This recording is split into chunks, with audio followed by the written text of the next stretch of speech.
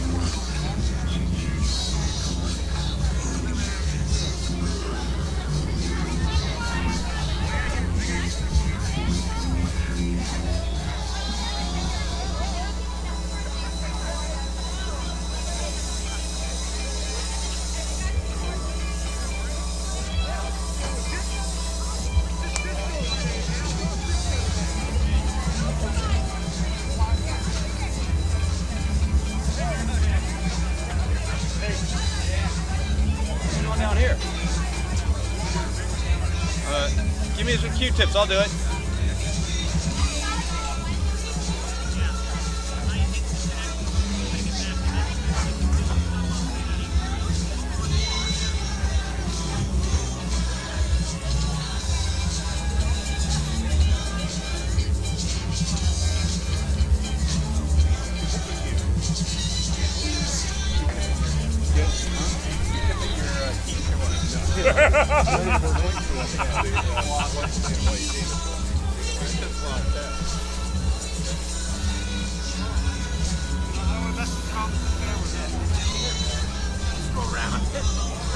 Different view going this way. Hey girl, how are ya? Guest appearance is awesome. You never seen this before. This is about a lifetime pass.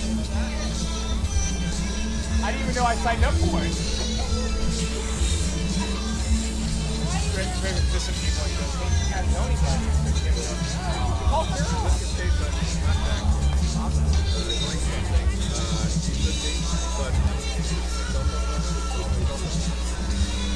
How you been? Good. Can't complain.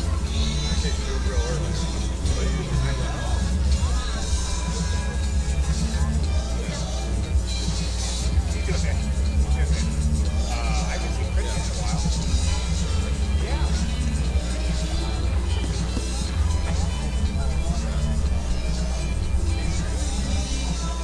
You'll have Pete long after the meeting. Matthew will be out of the house. You'll have Pete around.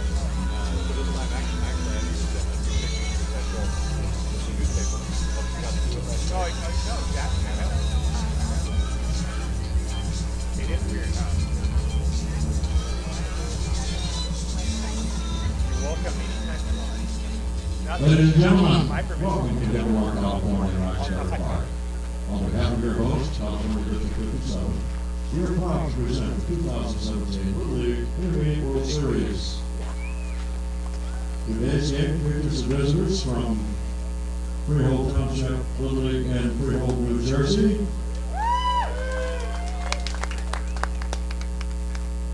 And the home team, Western Little League from San Angelo, Texas.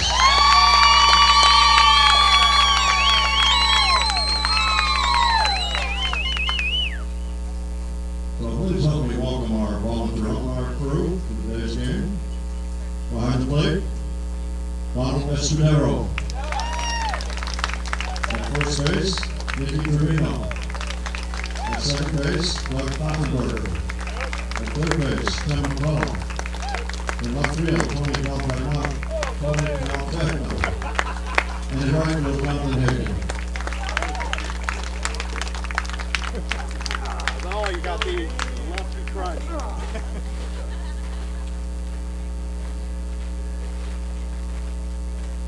And now for the players.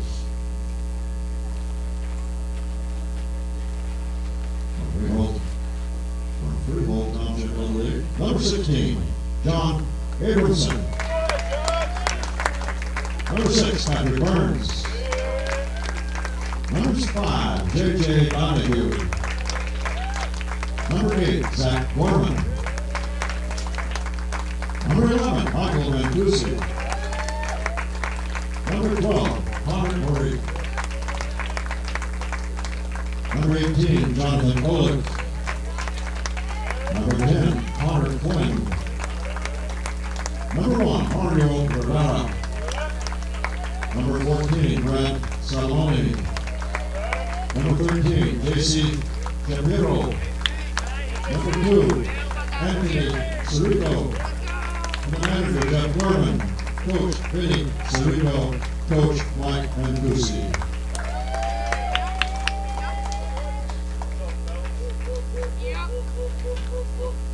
And now, Western Little League in San Angelo, Texas, number 10, Hunter Arms.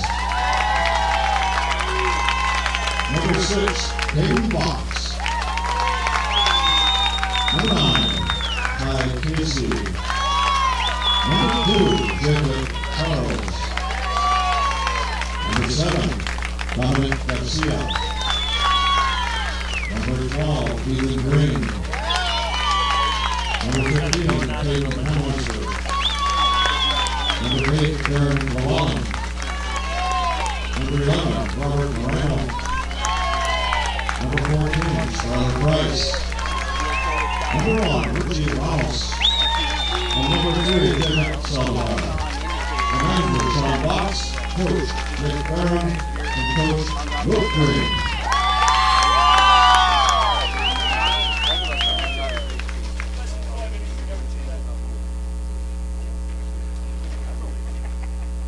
If you all rise, remove your hats. Face center field, we have the pleasure of having Rhea Ram for the national anthem. Rhea is a rising senior at Mission San Jose High School and is currently working on her college applications. She's been singing since she was 7 years old. She has done an internship at Stanford University and is working at Kuhn to teach kids math and reading. Her hobbies include listening to music and watching the San Francisco Giants game with her family. So please welcome Rhea Ram.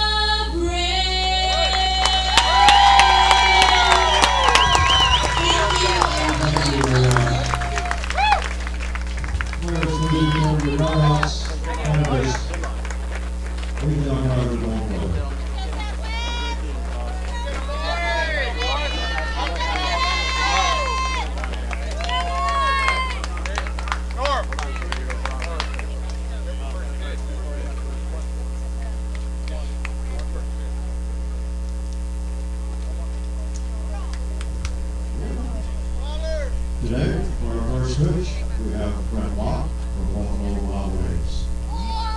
Brent Locke is the head of operations of Buffalo Wild Wings in the Bay Area, coach for Vacaville Central Little League Farm and Miners, former Navy diver, U.S. Navy.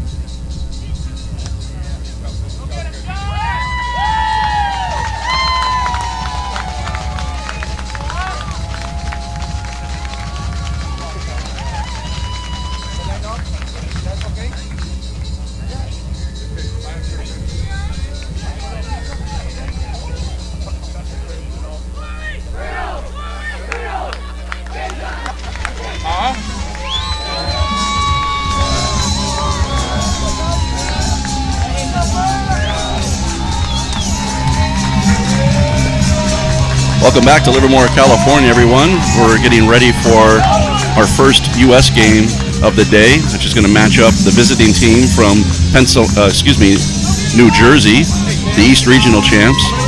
Their opponent today are the Southwest Regional champs from Texas. Today I'm joined by good buddy Ed Hugo again. Ed, this is going to turn out to be probably a really high-spirited game. The importance of this game cannot be understated. The winner moves on. The loser is eliminated. That's right, Rick. We're getting down. We're in the middle of the week. This is Fat Wednesday. We've got 4 games today. Every game is critically important. The previous game, the team from Venezuela stayed alive by downing Team Canada 6-3 on hitting a couple 3 bombs out of the park. This game is equally important, where the winner will move on and the loser will be eliminated from further competition. So it's a big game. The weather's terrific right now. I think we're sitting around mid-90s, a little bit warm, but all the players are used to this. So we're looking for a great game. We're looking for a game that'll maybe low scoring, but it all depends on how deep the pitching is on both sides. Yeah, Southwest team from San Angelo, Texas is warming up right now. The starting pitcher for them is going to be Caden Box. I'll go around the defensive positions for them first. In left field, Richie Ramos. In center field is Ty Casey today. In right field, Caden Hameister.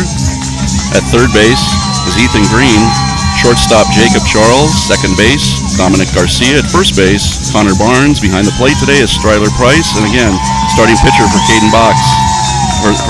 Is Caden Box. And we're getting ready to go, and stepping up to the plate for New Jersey is Zach Gorman.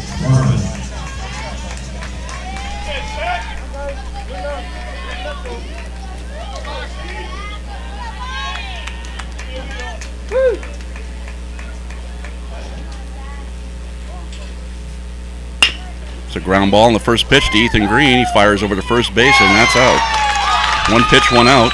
Boy, that's a coach's dream. First pitch of the game, being very aggressive. A lot of leadoff hitters will take a look at a couple of pitches just to get a rhythm, so not only themselves but their teammates can see what kind of pitches the pitcher has. But Gorman was very aggressive on that first pitch, saw one he liked, and just got on top of it a bit and grounded to third base.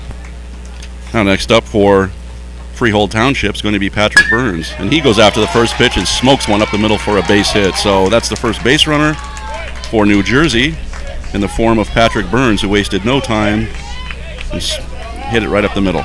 That's an indication of that the Eastern team from Jersey will be very aggressive today. They've seen 2 pitches around the plate. They've swung at both and hit both fairly hard. That brings to the plate the number 3 hitter, number 13, Jace Shapiro, the center fielder. So Box is in the windup in the stretch right now.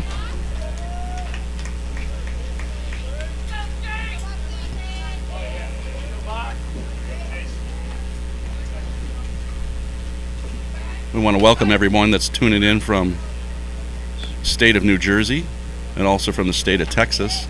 We've got a lot of people to say hello to on the New Jersey side today, so settle in and hope you guys all enjoy the festivities today. Burns goes on the first pitch, and he's gone. Wow, nice throw by the catcher. Quick release, quick feet. We talked about this yesterday, Rick, the necessity of having quick feet in order to make plays like that play. Yeah, excellent job. Stryler Price guns him out, so that's the second out of the inning. And now Jay Shapiro stands in with 2 outs and nobody on. Takes an off-speed pitch from Box that misses. Again, another indication of the aggressiveness that the Eastern team is showing early on. They've swung at the first 2 pitches, and they had their first base runner try to steal second right away. There's a strike on the inside corner, and the count is even now at 1-1.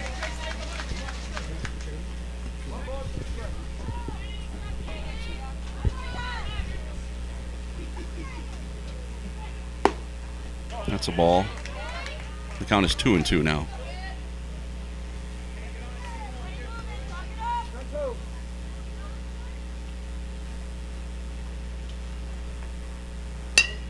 Ball's lifted foul and out of play.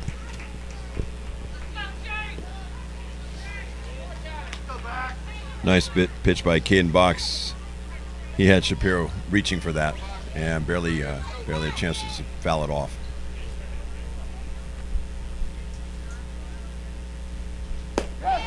Strike 3 called, and that's how the first inning ends for New Jersey. Called third strike. Southwest runs off the field. After a half inning, no score. Back in a minute in Livermore.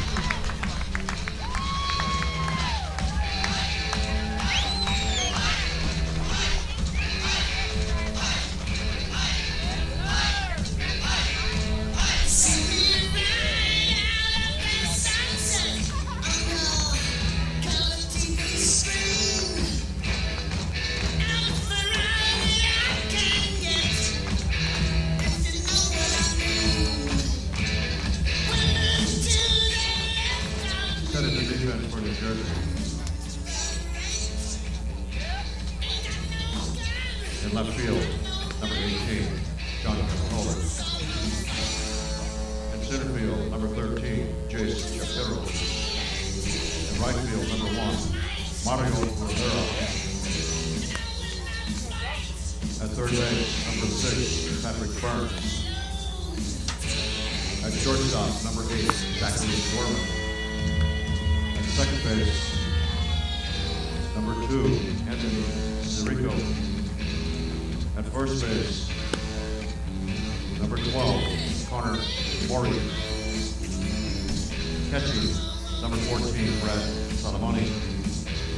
And pitching, number 16, John Abramson.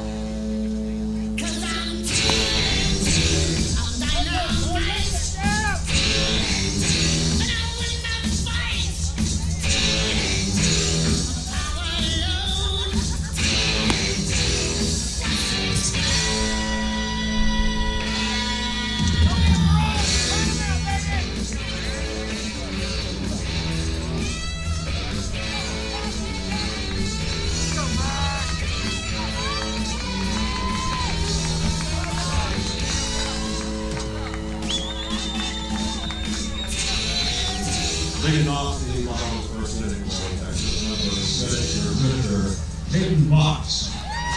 Back at Livermore for the first opportunity we've had to see the Southwest team on offense, and leading off for Texas is number 6, Caden Box, who takes a pitch from John Abrahamson in for a strike, and the count's 0-1.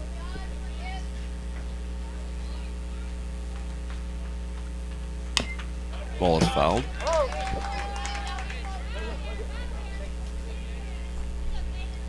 Looks like the first 2 pitches were off speed from Abrahamson.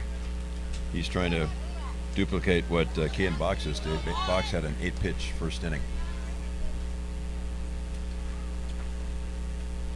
It's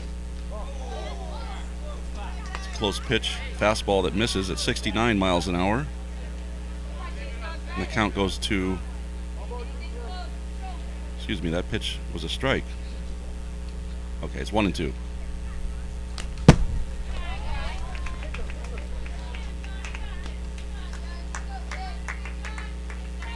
Now it's even at 2-2.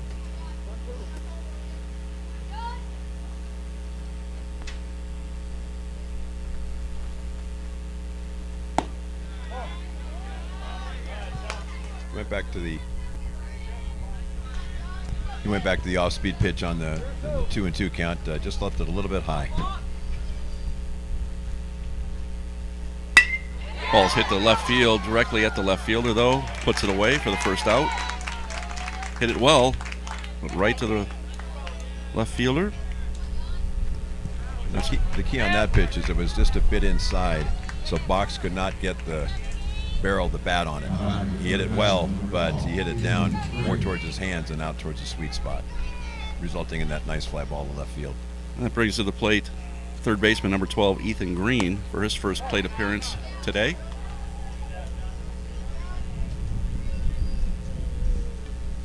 Green has played a extremely solid third base this whole tournament for Texas. Very impressed with his play. He's one of the top third basemen that we've seen in this tournament.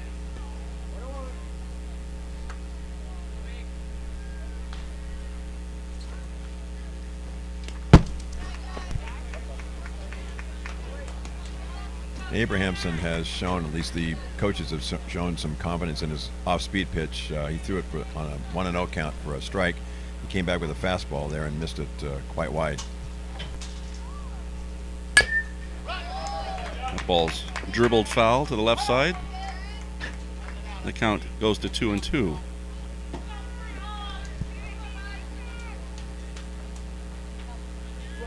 If I was Ethan Green right now, I'd probably be looking for a curveball, something off speed.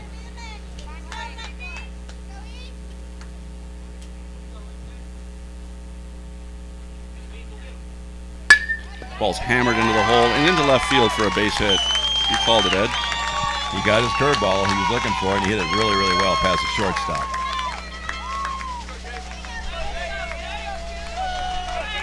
That's going to bring to the plate the shortstop for Texas, Jacob Charles. Charles homered in last night's ball game against Indiana. No, not Indiana.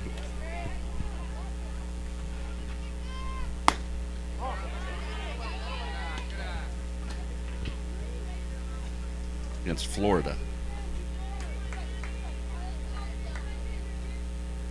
So Green leads off from first base with 1 out. Fastball at 72 miles an hour misses. The count is 2-0. A fairly modest lead by Ethan Green over at first base.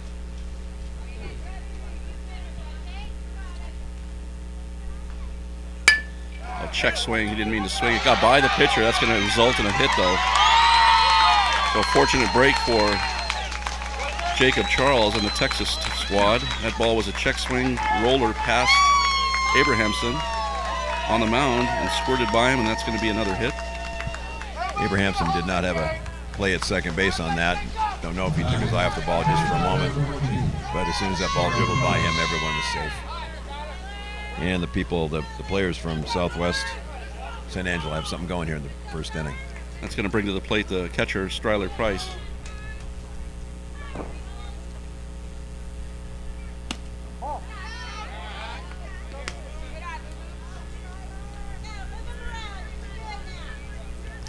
The East team is playing the defense in a smart fashion. They've got the first baseman playing back rather than holding the runner on. Because the runner basically has nowhere to go from on first base with the runner ahead of him on second base. But the shortstop's playing quite deep. Second baseman's in good position for a double play, but the shortstop's playing deep. Now he's creeping in a little bit. It's a big swing and a miss from Price. The count is 2-1.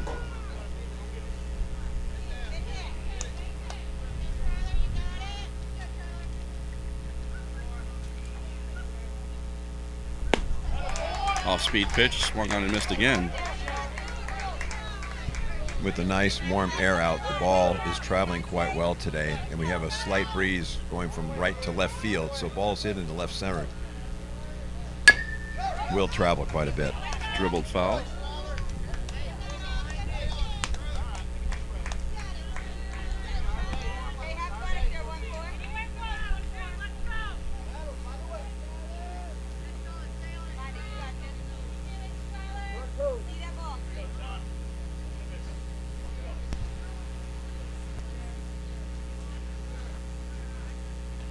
The 2-2 misses, so now the count is full. Abrahamson's having to work through this inning. He's after 20 pitches already. He's got a full count on Price, and he wants to get him now. He does not want to fill the bases. Ball's grounded to third, stepped on third, throws all the way across to first. Double play. What a great play by the third baseman for New Jersey, and that's how the inning ends after 1, no score.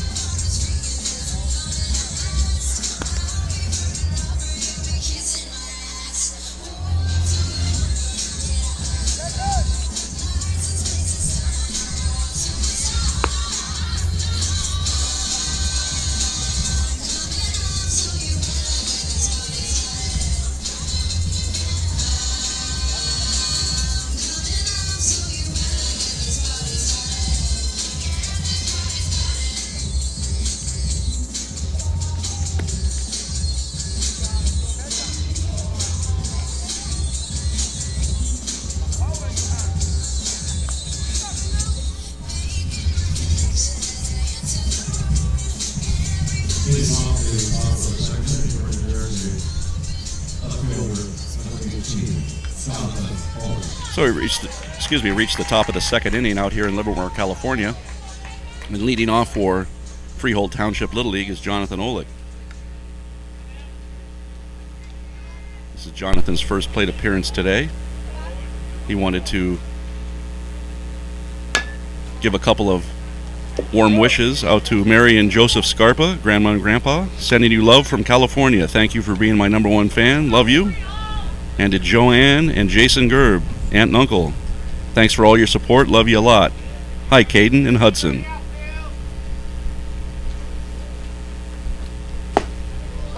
Ball misses. And the count is 1-1. I like where Olick is in the batter's box. He's crowding the plate. A lot of players will shy off from the plate, but he is right on the plate.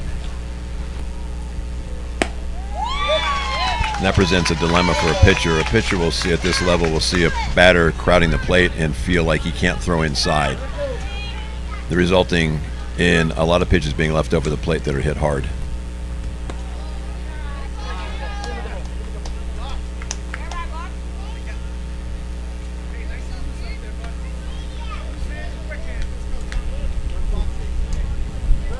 If I'm not mistaken, Rick, isn't this the young man who hit 2 home runs last night? No, that was Abrahamson. Oh, he's on deck. Thank you. They hit 3 or 4 last night, then a real breakout display of power that they're hoping they can bring into today also. Yeah, and Texas as well really exploded yesterday. They scored a lot of runs against the Florida team. That was very much a back and forth type of a game. There were a couple of home runs hit by the San Angelo. That's smoke down the left field line. Fair ball. That's going to get into the corner, and that's extra bases. Olick is trucking into second base, and he's going to have a stand-up double. So that's how the second inning starts for Freehold Township Little League, and that's going to bring to the plate John Abrahamson. That ball was crushed. It was smoked. I don't know if we've had a ball hit harder. He just didn't get under it. He hit a nice line drive down the left field line. The left field didn't have a chance. He was playing deep, but it still was able to get by him. So that's going to bring to the plate the pitcher, John Abrahamson. John wanted to say hello to his mom, Teresa. Mom, you're a grand slam. Love you. And also Brett Abrahamson, his brother. You rock, bro. Stay chill. And one final greeting from John to George Rodriguez, his grandfather. You're the best grandpa. Wait a minute, Rick. I thought I was the best grandpa. In my mind, you are.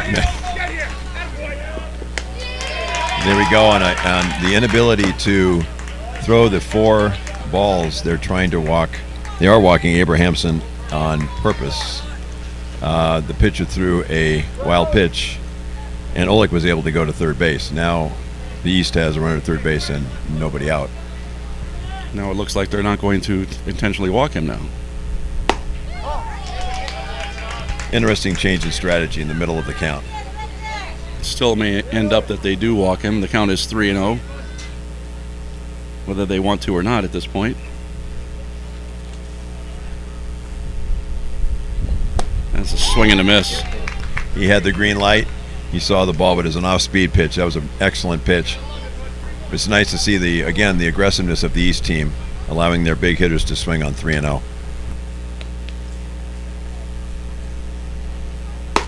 That's ball 4, and so Abrahamson does indeed walk. We have runners now at first and third for New Jersey with nobody out. And that's going to bring to the plate Brad Salamoni.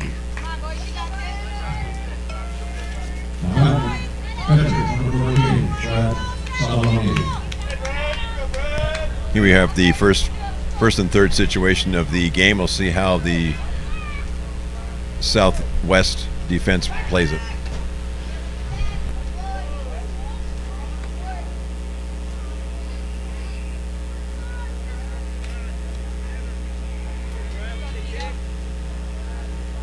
So Salamoni's up with an opportunity to drive in a run for New Jersey. Abrahamson at first base. We'll see how long he stays there. Brad wanted to pass along his best to Grammy and Poppy Chopper Marks, his grandparents. Thank you for all your support and coming to my games all these years. I love you and miss you. And Poppy Golden Salamani, a grandparent. Thanks, Pop, for your support, and take good care of my dog, Strollo. I love you.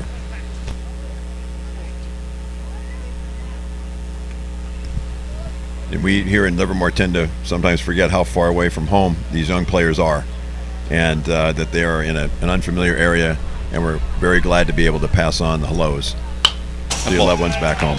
Ball's fouled off and the count's 1-2.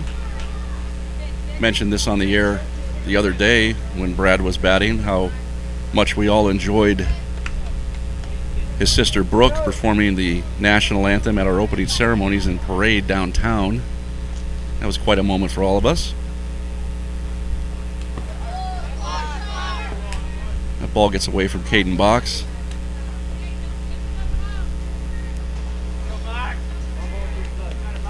And the count is 1-2. Abrahamson looks like he might be getting ready to go. And Box steps off.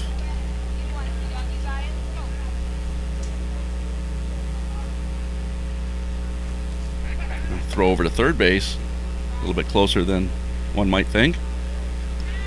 It's interesting, Rick. Usually on the first and third situation, if the runner in first is going to steal second or try to steal second, they go in the first pitch. They don't wait. Right now, they've got a 1-2 situation. The batter's going to be forced to swing at a close pitch if they do try to go. There he goes. Ball's lifted to center field. Routine play. Looks like we're going to have a tag at the runner coming home. And he scores. Abrahamson stays at first, and New Jersey scores the first run of the ball game on a sac fly by Brad Salamoni. Very nice job of hitting by Brad Salamoni. Don't wait to get to 1 out or 2 outs to get that runner home. Get him home immediately, and he did a nice job. That's going to bring to the plate the first baseman, number 12, Connor Morey. First baseman number 12, Connor Morey. So Connors steps in for his first plate appearance of the day. Abrahamson still at first base. There's now 1 out.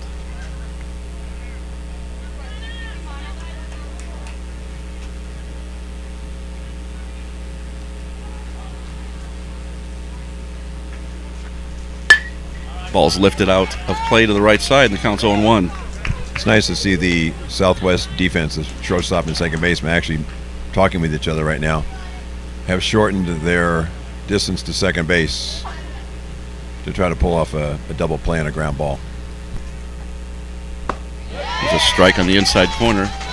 So Caden Box, when he's not pitching, from what I gather anyways, is their starting second baseman, and along with Jacob Charles at shortstop.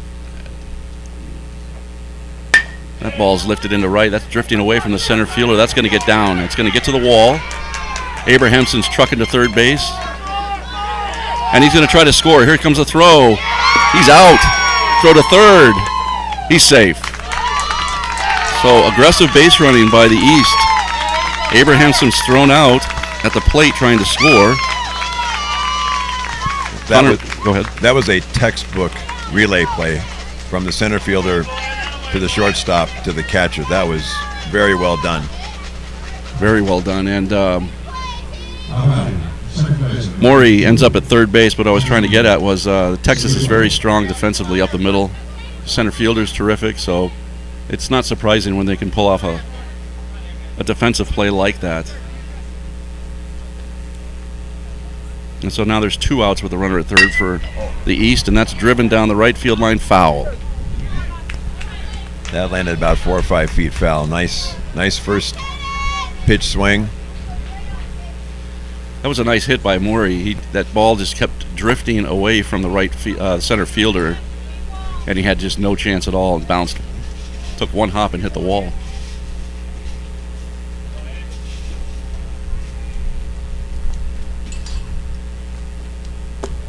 Swing and a miss. And we call that zone 4 hitting, where the right-handed batters will hit the ball towards right center field. That's our zone 4, where we teach the players how to hit. We'd like them to hit it that way. Take the ball. Don't try to hit the ball to left field all the time. Spray it around everywhere.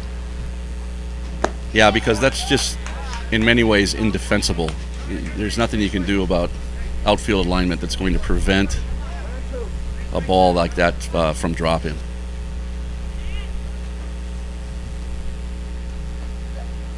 It's grounded into the hole, cut off by Green. Throws to first, and that's it. So, Freehold Township picks up a run, and they lead the team from Texas 1-0 going into the bottom of the second inning. Back in a moment.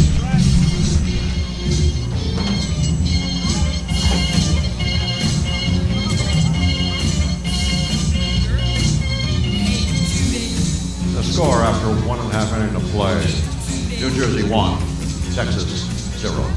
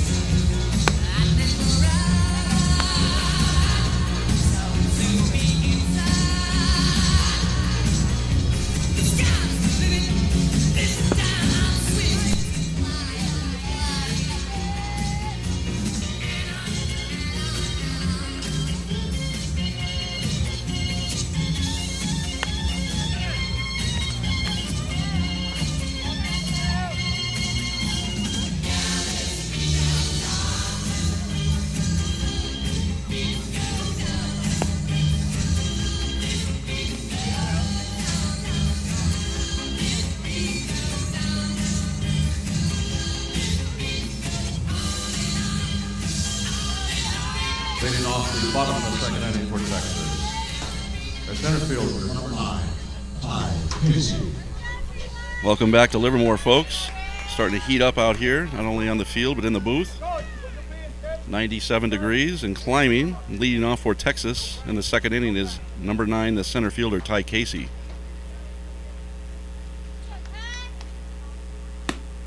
Ball inside.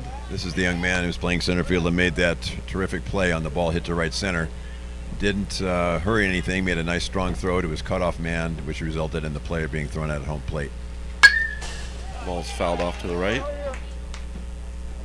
Yeah, another excellent defender from the Texas squad. They rarely make a mistake out there, so good solid team. Ball's hit right up the middle, base hit. Solid single for Ty Casey, and so Texas starts the second inning with a leadoff single. Regardless of what level of baseball you're at, if the ball is left up over the plate, the other team's probably going to hit it and hit it hard, and that's just what happened on that pitch. Ball was up, belt high, and Casey put it right back up the middle. So that brings to the plate for the first time today the second baseman for Texas, number 7, Dominic Garcia.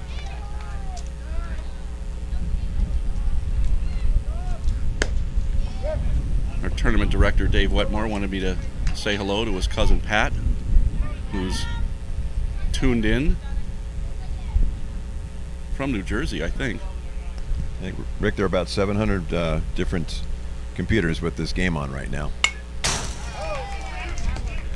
That ball's fouled off. So Dave Wetmore to Pat, warm wishes.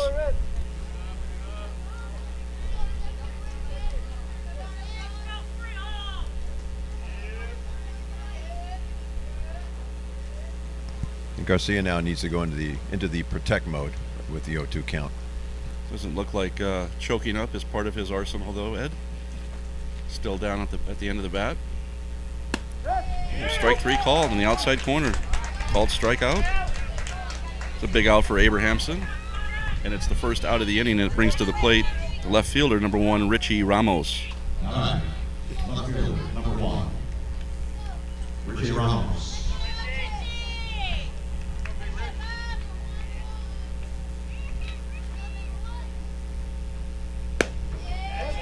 strike on the outside corner. Good pitch by Abrahamson. He's found that outside corner now on the last 2 pitches. If he can live out there, he's going to be tough to hit.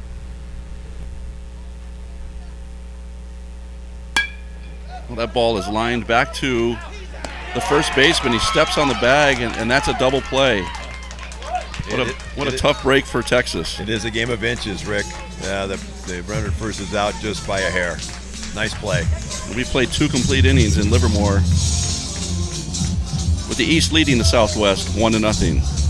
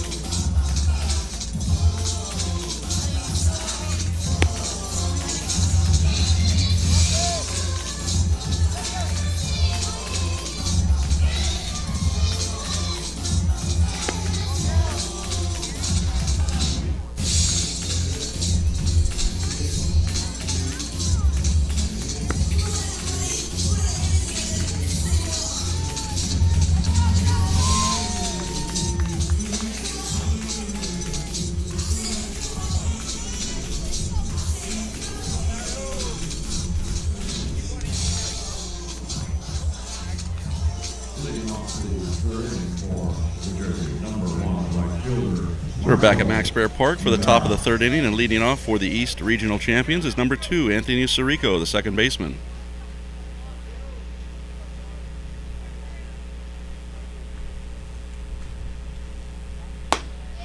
Ball misses outside.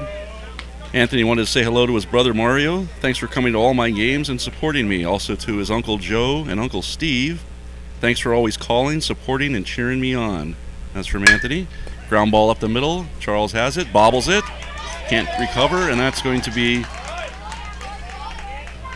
base hit, error. That's an error on the shortstop. Yeah, that's an error. He should have made that play. It took a bit of a tricky hop at the end, but at this level of baseball, that's a very makeable and doable play. So an E6 allows Anthony Sirico to reach, and that's going to bring to the plate Mario Rivera, the right fielder.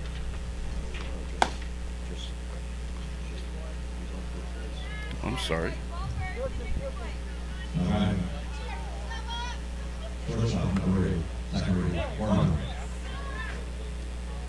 My apologies. Thought that was Anthony Sirico that was at bat.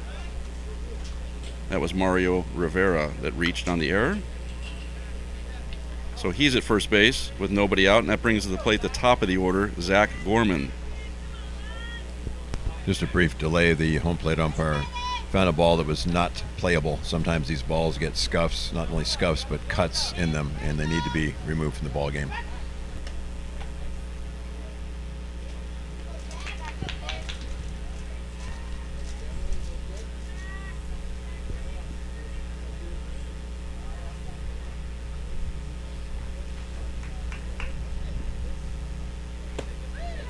Ball misses. Zach Gorman now has come up as a left-handed batter. He did this yesterday. He came up primarily as a right-handed batter. At one point, I believe he came up as a lefty and actually tried to bunt. And once he got a strike or two on him, he switched over to the right-hand side to hit. So we'll see what happens in this at-bat.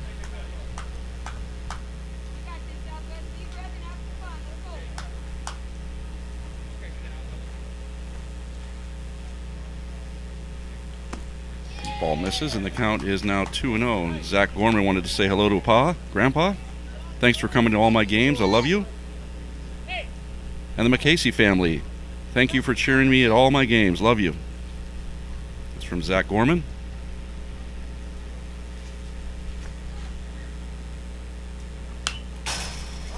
Ball swung and fouled off. That's a nice, healthy swing. If any player, young player, can become a switch hitter, it's an incredible advantage.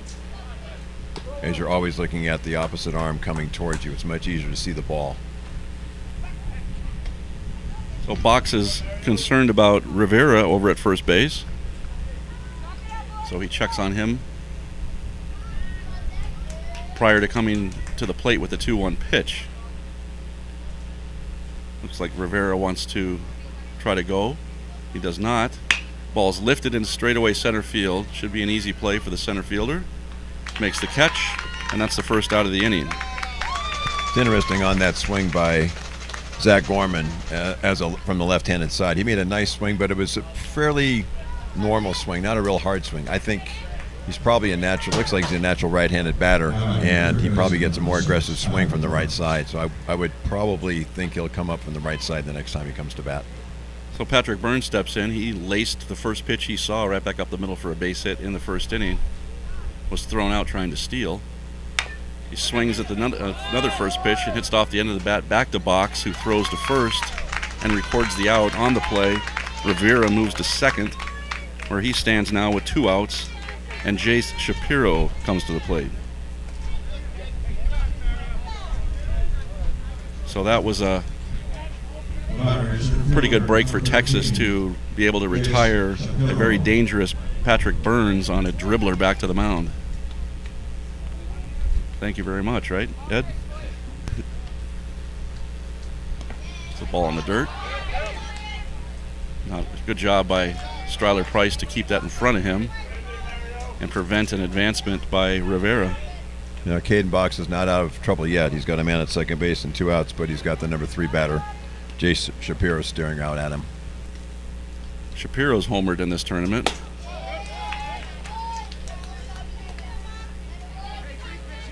And the next 2 batters, Jonathan Olick and John Abrahamson, are on fire. So he wants to get this batter right now.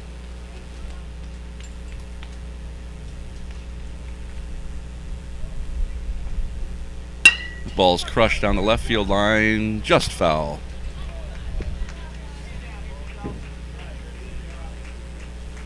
Yeah, the more that I see this New Jersey team play, the more that I realize that they're pretty much loaded for bear. They've got a lot of power.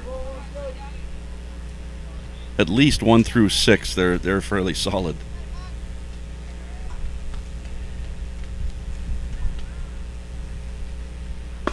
Swung on and missed. That just shows you what a good job the host team from District 57, Danville, did the other night when they basically shut them down, beating them 3-2. This is a potent offense. I think we're probably going to see more of that as the game goes on. Yeah, the key for San Angelo is probably going to be can they match up offensively with this East Regional Champ team as well. It's going to be fun to watch. And it's going to get down to the pitching too, because each team has played a couple games, used some pitchers. Some pitchers are eligible, some pitchers aren't. Ball's reached for and lifted out to the right side out of play. Count is 2-2. The winner of today's game stays alive, but they need to play right back again tomorrow. So they need to win and try to keep their use of pitchers to a minimum. Reach for again and lifted out to shallow right field, where the second baseman goes in and makes the catch. And that's how the inning ends. Nice play by second baseman Dominic Garcia. The East fails to score in the top of the 3rd inning. We go to the bottom of the 3rd. East Regional Champs lead the Southwest Regional Champions 1-0.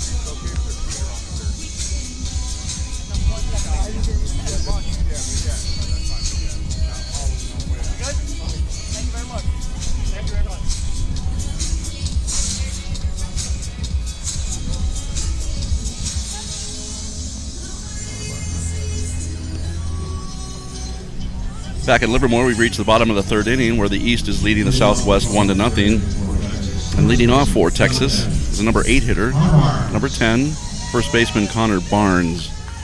This is Connor's first plate appearance of the day. Grounded to first, 1 pitch, 1 out.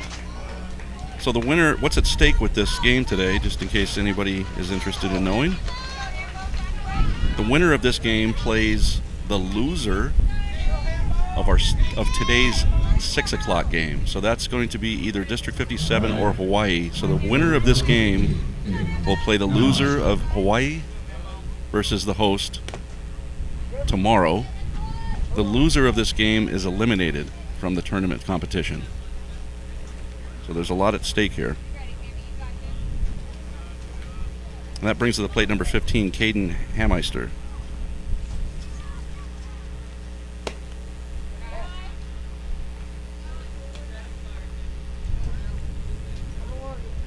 As with most of the batters, the infield and outfield is playing straight away, probably because they don't really know the batters yet. They've only seen them play a game or two, so they don't know their tendencies at this point.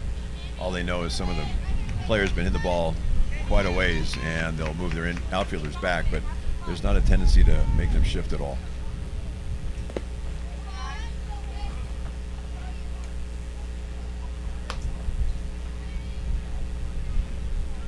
Now the count goes to 3-1 on Caden Hameister.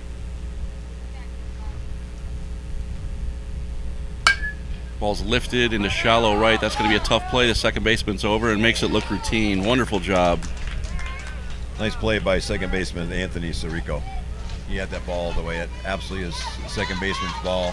On a play like that, the first baseman, if he goes after, he's backpedaling, and that's not a good position to be in to try to catch a pop fly like that. So Sirico made a very nice play. He had it all the way.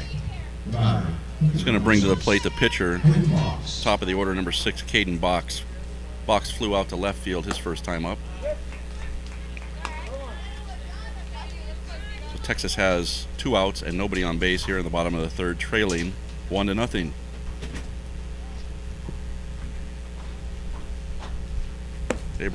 Abrahamson deals an off-speed pitch, and Box swings through it. Abrahamson's doing a nice job. This is only the 10th batter he's faced in the first 3 innings.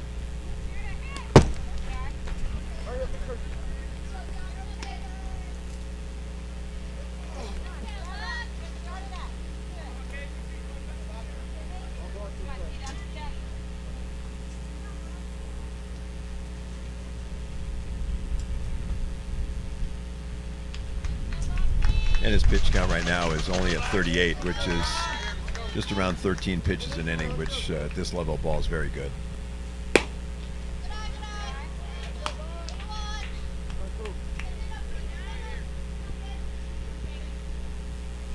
So the count is 2-2 to the leadoff hitter, Caden Box. Hit up the middle. Gorman's got it, ranges, throws to first. Nice scoop, got him. Great play, good defense there all around from the East. That was a very nice play by first baseman Connor Morey to dig that ball out of the dirt. Let's throw it out of the inning. So 3 up and 3 down for the Texas squad. After 3 innings, they're trailing 1-0. The score after 3 innings of play. New Jersey 1, Texas 0.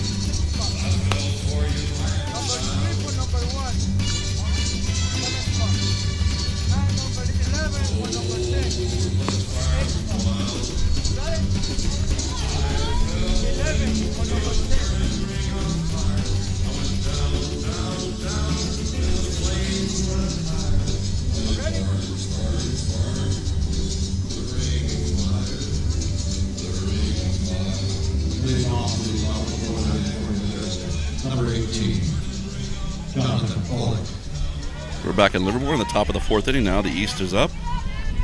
And leading off is going to be the left fielder, number 18, Jonathan Olick. Olick doubled his first and scored his first time up. Ball smoked foul. He's loving that left field line. I believe his first hit was that line shot down the left field line for a double.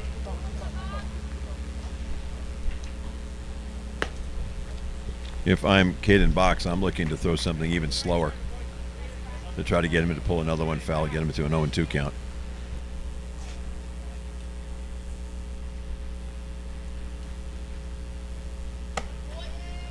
The high fastball that misses. Counts 1-1.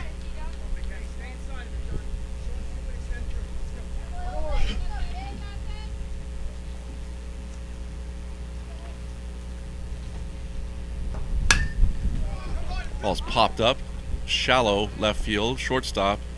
Jacob Charles is under it. He makes the catch. And that's the first out of the 4th inning for New Jersey. It's going to bring to the plate the pitcher, John Abrahamson. Abrahamson walked in his only plate appearance and was thrown out at the plate trying to score on the double from first base by Olick.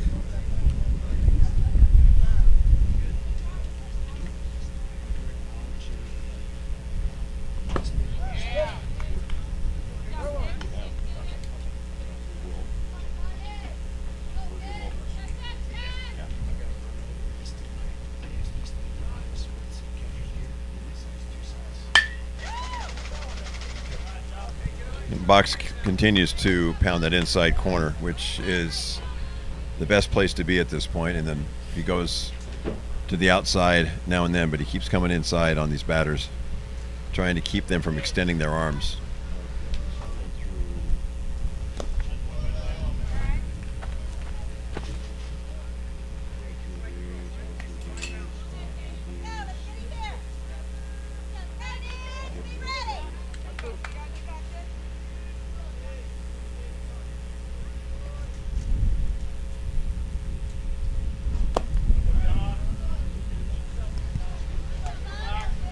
Count's evened up now. 2-2. Good battle here between Abrahamson and Box. Ball's lifted to the second baseman who makes the play. And that's the second out of the inning. That ball was hit off the end of the bat by Abrahamson. It just gently lofted itself out to the second baseman who made the catch. Here's where you have the results of throwing inside, where Abrahamson may have been looking for another ball inside. It was outside. He had to reach out to hit it, and he just hit a nice little easy pop up to the second baseman. Nice job by Box.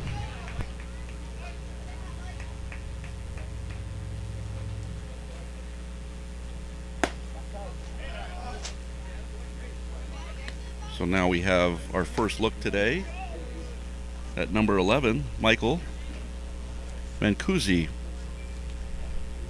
who's going to be batting for Brad Solomoni.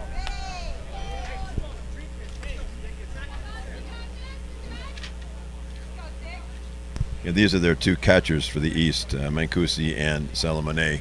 They're interchangeable. They tend to use one for one half of the game and one for the other half of the game. It's nice having two catchers you can count on in games like this and weather like this, where catching can wear you down quite a bit.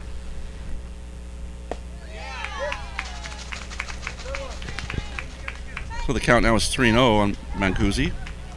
And Michael would like to say hi to his grandma and grandpa, the grandparents. Thank you for always coming and supporting me and being my biggest fans. Ball's popped up to the second baseman again, where he makes the play, and that's a quick inning for Caden Box. And so for the East, they score no runs, no hits, no errors, nobody left on. We are going into the bottom of the 4th inning. The East is still leading the Southwest team 1-0.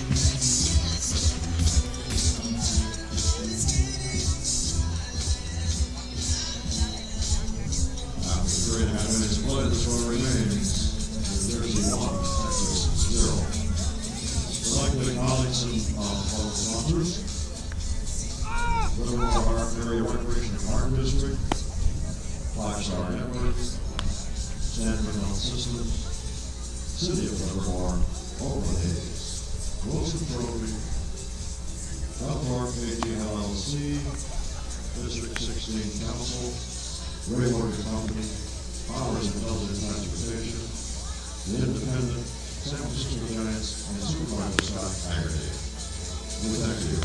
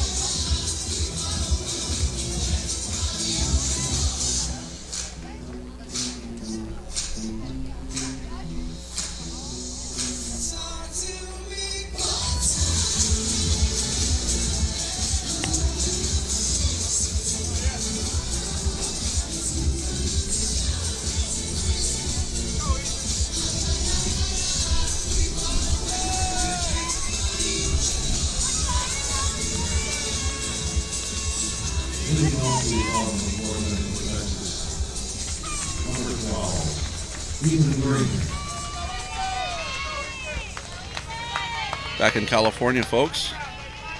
Reached the bottom of the 4th inning, and the leadoff man for Texas is the third baseman, number 12, Ethan Green. Green singled in the 1st inning. Grounds to third base. Gorman waits for it, down throws to first, throws wildly, and pulls the first baseman off the bag. And Ethan Green reaches. A throwing error by the shortstop. You can see the effect there of that pitch. It was outside. Instead of going with the pitch and trying to drive it to right field, Ethan Green rolled it over to shortstop, which looked to be a routine play, but he beat out the throw to first base in the errant throw. So Jacob Charles steps in. He singled his first time up today. And this is one of the more dangerous hitters for San Angelo. So Abrahamson's got his work cut out for him here. The ball's smoked up the middle. Gorman's got it, steps on the bag, and throws to first. A double play. What a great play by Zach Gorman. Talk about redemption. Absolutely. He made up for his bad throw there and took it himself. He saw the second baseman wasn't close enough to make the flip, and he had the good angle as far as stepping on second with his momentum going towards first base, and threw a strike to first to wrap up that double play. Nice play. Great job.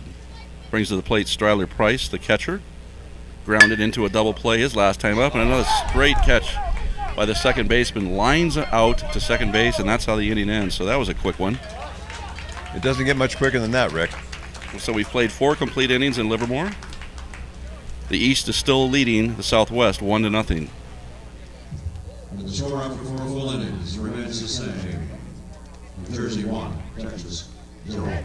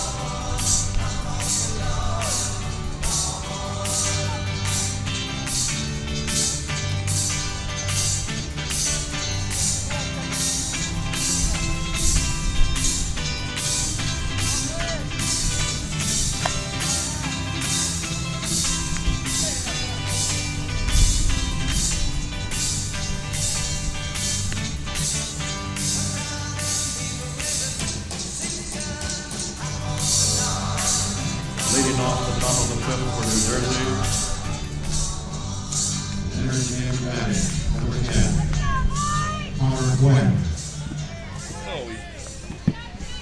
Back in Livermore, we've reached the top of the 5th inning. And batting now for the first time today and entering the game is Connor Quinn, number 10. Connor would like to shout out a hello to his grandparents. Thanks for all your support and coming to all my games. I love you guys. And also to his dad. Thanks for everything you taught me about baseball and for being my coach. Love you, Dad. And also to his nanny, his grandma. Thanks for all your support. Love you. Ball's hit into left field. And the ball drops. So that's a base hit for Connor Quinn. And the New Jersey team has their leadoff batter on.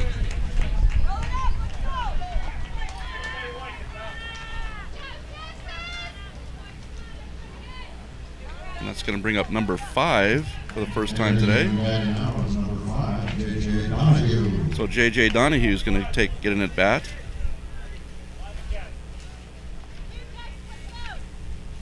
With Connor Quinn at first base and nobody out.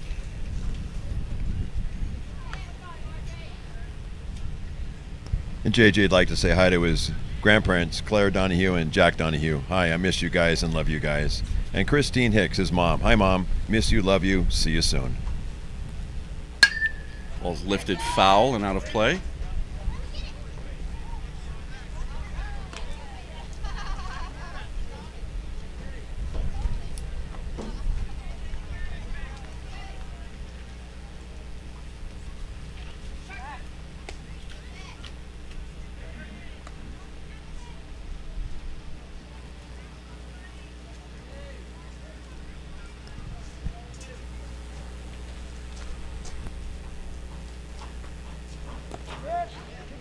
Check swing. Home plate umpire says he went. And now the count is 0-2 to J.J. Donahue. So we'll see if New Jersey can put any play on with Quinn at first base and nobody out. Quinn's getting a really short lead. Ball up the middle. It goes under Charles' glove into center field, and that's going to be an error on Charles. And you can see that he's upset at himself. That was a tailor-made double play. It was going to be just like the double play that was made last inning by Zach Gorman. And Jacob Charles was trying to return the favor, and the ball just kicked off his glove. So we're going to have a little break here for a second as the coach for Southwest is going to make a visit to the mound and try to settle his team down. They've slipped up a little bit on defense here in the 4th or 5th inning. 14-5, special drill on the first. We're going to get Mario Rivera up. Mario would like to say hi to Grandma and Papi, grandparents. Thank you for being my #1 fans. Wish you were here. And Papi, his grandfather. Hey, Papi, thanks for cheering me and my teammates on. AJ, big brother, thanks for all your support. And to all my family, thanks for supporting me and my team. This wouldn't be possible without you. That's from Mario Rivera, who's now at the plate with 2 runners on and no outs, and a big opportunity here for the East to build on their 1-0 lead. Mario reached on an error by the shortstop in the 3rd inning. And his job at this point is to, at the very least, move those runners over, Ed. And you'd think at the bottom of the order you'd be looking for a bunt, but we'll see what the East wants to do. They have been so far fairly aggressive with their hitting today and their base running. Who knows, maybe they'll even pull off a 1st and 2nd hit and run. Haven't seen it yet, but we might see it today. Well, Mario wasn't squaring to bunt on that first offering. And he's swinging away here. Swings and misses. And the count is 0-2. So now I'm sure the young man realizes the importance of the situation now, which would be to just ensure that he makes some contact. Here comes the 0-2 by Box. Swing and a miss, strike 3. So good pitching by Box. He retires Rivera on a strikeout. And that's going to bring the top of the order in Zach Gorman to the plate with 2 men on and 1 out for New Jersey. Yeah, frustrating bat for Mario there. He took a swing at the second pitch. Was not a good pitch to swing at, and he showed his frustration and probably led to the strikeout that ensued after that. But it's frustrating at bat. He'll get another chance. That's the thing about baseball. You seem like you've always got another shot at it. There's always tomorrow. And so now Zach Gorman stepping to the plate, the leadoff batter for New Jersey. He's been in a little bit of a funk offensively. He's playing great defense as always. And that ball gets away from the catcher, and big break for the East. They get advancement by both runners, and now Gorman's in the driver's seat. See if the East, see if the Southwest decides to bring the infield in at all. I was just about to point out that Connor Quinn at second base was not getting a big enough lead to score on a base hit, but that first pitch moved both runners up in the scoring position. That's 2-0 now to Gorman, and the infield indeed does come in, trying to cut off that run at the plate. And that's going to allow J.J. Donahue to get a massive lead at second base. Ball hits the outside corner, it's a strike, and it's 2-1. So Caden Boxer is looking for a pop-up, a strikeout, or a ground ball right to somebody.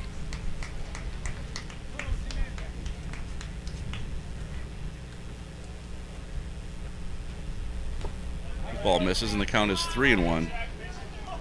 And Box needs to be careful here because he's approaching the power of the New Jersey lineup. And with runners on base and those guys coming up, it's a recipe for potential disaster. So he needs to bear down here, throw some strikes. There's a ground ball that's going to get through the hole on a drawn-in infield, and it's going to score 1 run. Connor Quinn comes in to score, and the East is now taking a 2-0 lead over the Southwest. That ball was not hit hard, but hit right in the right spot, right between the third baseman and shortstop. I think even if the players were playing back, maybe the shortstop could have stopped that ball, but he would have had no play whatsoever. So a nice piece of hitting by Zach Gorman. It's going to bring to the plate Patrick Burns.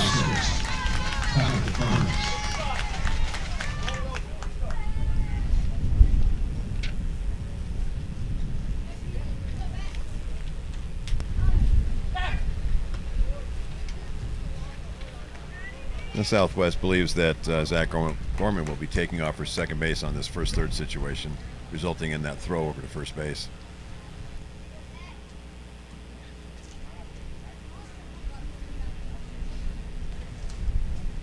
Patrick Burns wants to wish his grandmother, Marie Caparasso, happy 95th birthday. Hope you're feeling better, Grandma. Love you.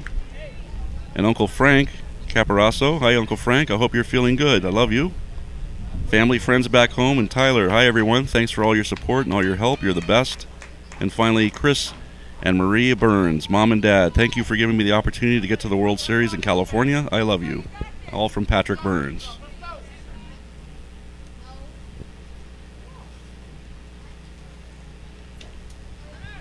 Looks like he was faking to bunt.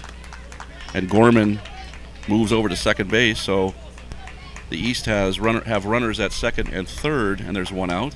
When you're a pitcher in that situation on the first and third, you want to throw a strike that first pitch. Now that the count is 1-0 rather than 0-1, a strike on that pitch is very important. Infield is still in for Texas. Because basically the offense is giving you an opportunity to throw a strike, and you know the batter's not going to swing with that runner going to second base. But he did come back and throw a nice strike right on the outside corner to make it a 1-1 count.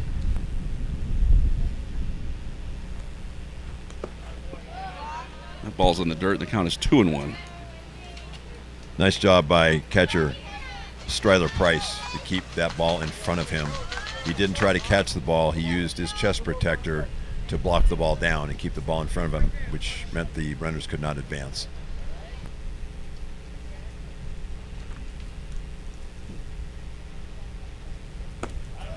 That ball misses outside, and the count is now 3-1.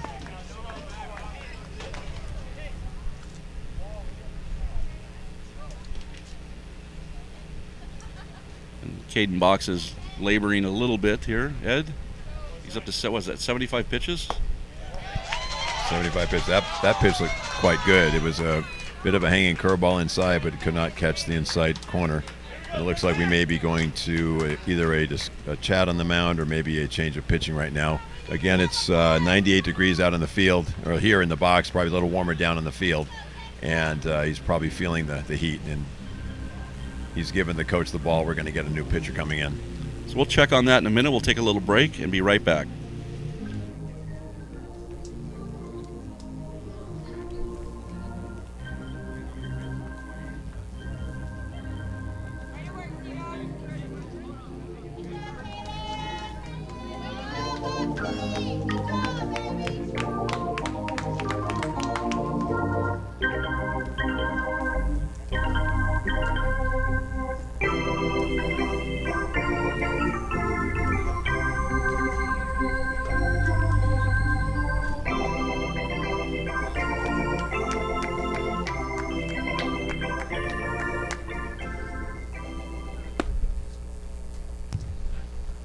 Now pitching for Texas, number 15, Caden Hameister. Ready?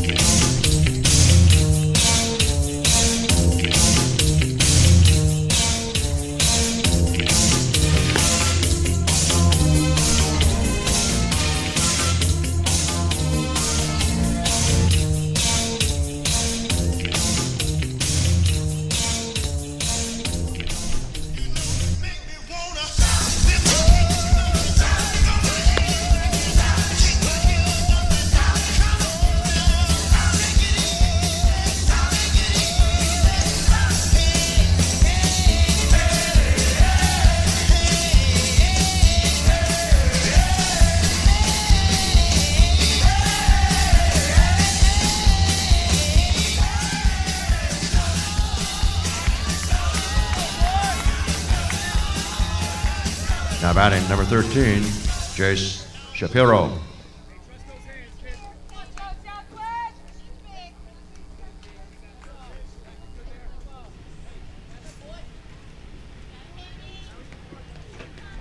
So we're back with a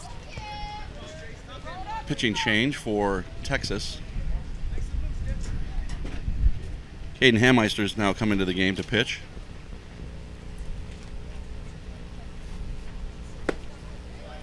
Very difficult situation to be put in. Very close game. You're in the middle of the game, bases loaded. We have a 1 out.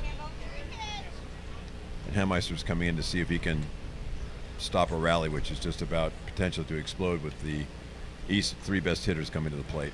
Yeah, Jay Shapiro's up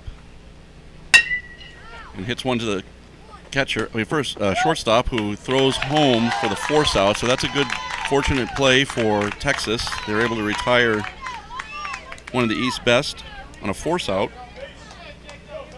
A nice play by Jacob Charles. Shortstop Jacob Charles. He took his time and made a good throw to the plate rather than hurrying and trying to get a double play and potentially making a bad throw.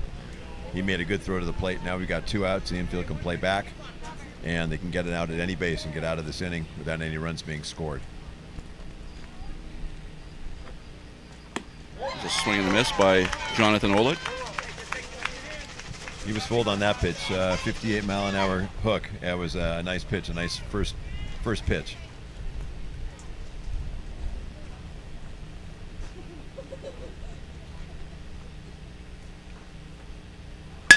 Ball's smoked to third base. Ethan Green, just wonderful play. Wow, nice play by Ethan Green. What a great job by Caden Hameister to get out of that inning. He's still got a good ball game going here, folks. And after 4.5 innings, the East leads the Southwest 2-0. Back in a minute. After 4.5 innings of play, the score is New Jersey 2, Texas 0.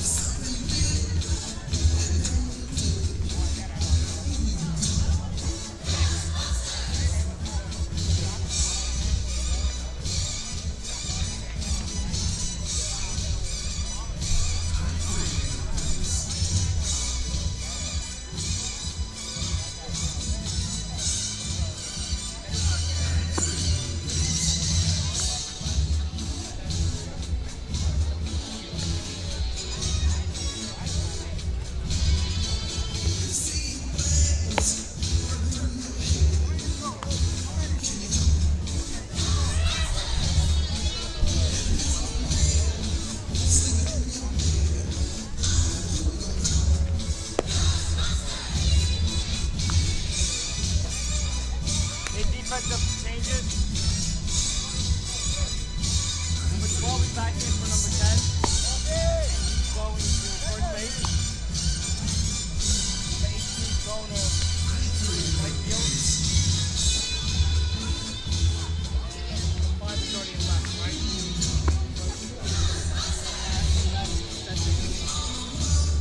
Oh, and number 11 is still out of the catcher.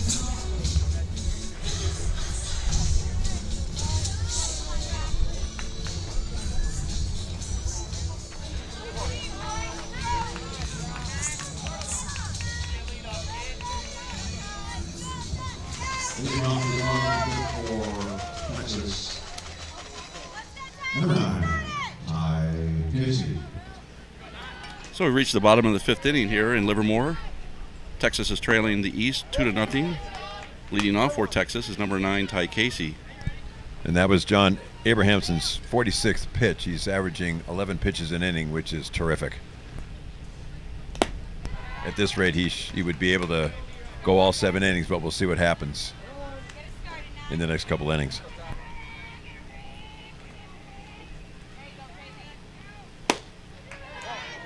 Ball misses, and the count is 2-1.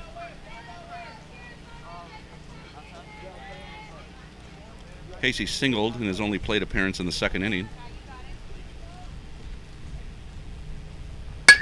Ground ball up the middle. Gorman's got it. Ranges, flips over to first, and that's an out. Good play by Zach.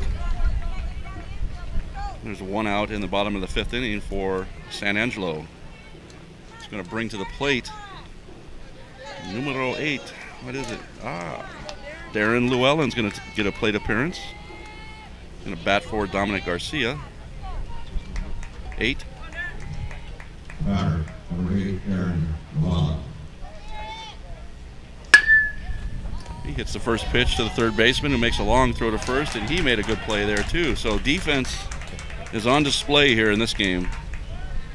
Nice backhand by third baseman Patrick Burns. And a nice, strong throw. Took his time. He knew he didn't have to hurry because the ball was on him so quickly. Made a nice, strong throw to the first baseman. That's going to bring to the plate another pinch hitter, Jacob Saldivar. Jacob Saldivar's first plate appearance today.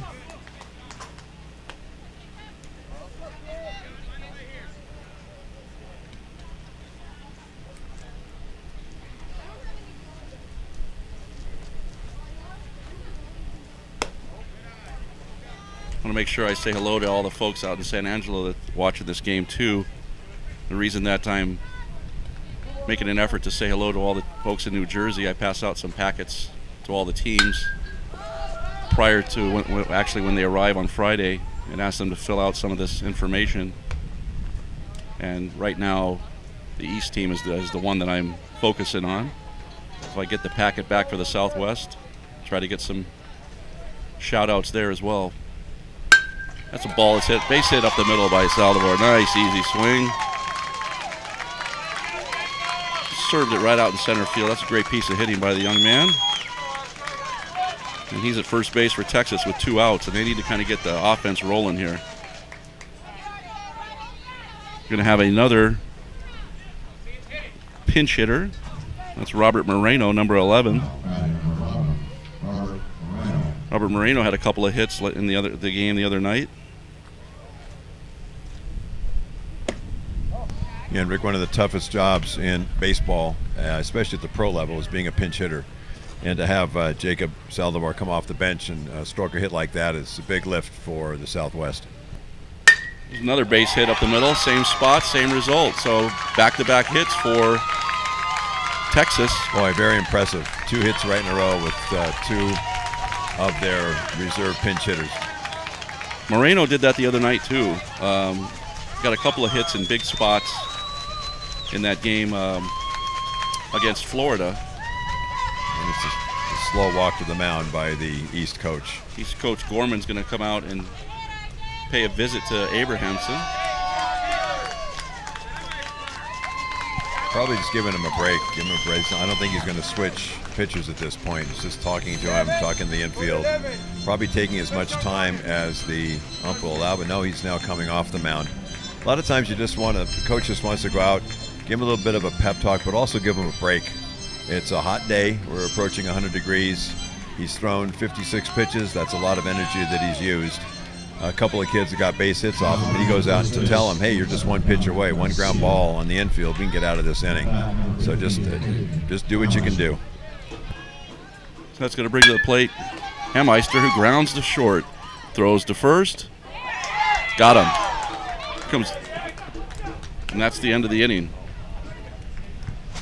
My apologies on that, Rick. I thought there was one out. There were two. I did too. I think a couple other people thought there was one out also. Right. The players were a little bit undecided of what to do. So we played 5 complete innings here in California, and the East Regional champs are ahead 2-0.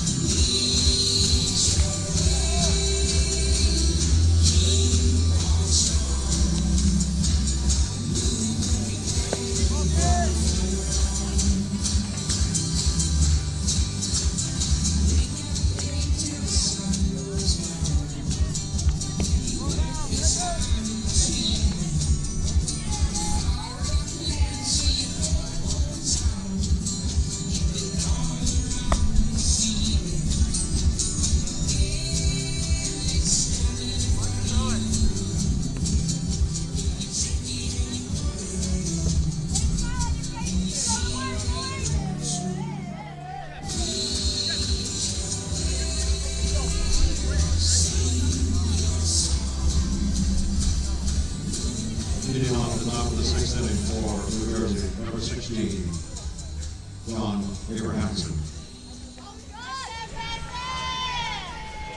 Back in California, Livermore, Max Bear Park, leading off for New Jersey in the top of the 6th inning is the pitcher, number 16, John Abrahamson. Rick, this game's moving along at a quick clip. I believe we started maybe 15, 20 minutes late, and we've been playing only about an hour and 20 minutes, and we're in the 6th inning already. It just goes to show the pitchers are throwing strikes, the batters are hitting the ball. There have been very few walks, very few. No, I can't remember a pass ball or wild pitch in this game. A very well played baseball game so far. Absolutely.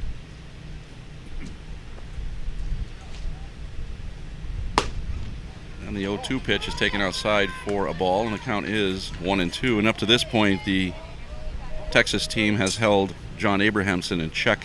He's walked, and he's flown out to the second baseman is all, and he grounds this one to the second baseman, who kicks it. Oh, it was a tough play. Bounced off the heel of his glove. It rolled down his leg and off his foot, and that's going to be a base hit for Abrahamson. Yeah, that's Caden Box out there, the starting pitcher playing second base. Now, he ranged far to his left. It would have been a very nice play had he been able to get to it. It just clicked off his glove, and I think it hit his glove, and then maybe he kicked it, unfortunately. But a nice range by Caden Box on that play. So Brad Salamoni is coming up to the plate.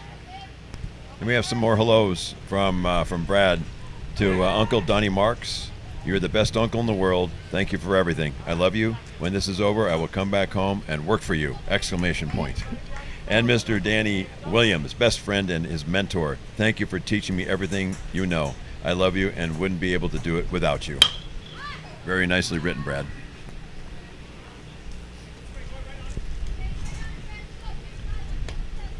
So Brad lines the first pitch down the left field line for a foul ball. The count is now 0-1.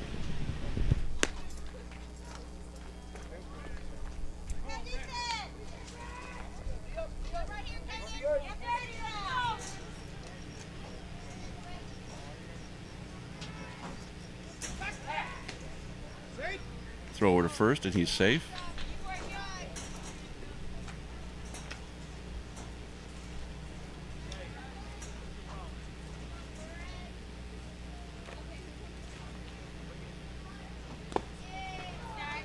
That's a ball, and the count is 1-1 now to Brad Salamoni.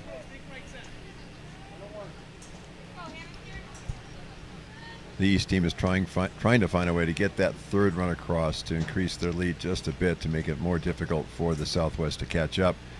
And conversely, the Southwest is trying to shut them down. So we've got a great battle going on here. 2-0 game in the 6th inning. One of the best games, if not the best played game so far in this tournament.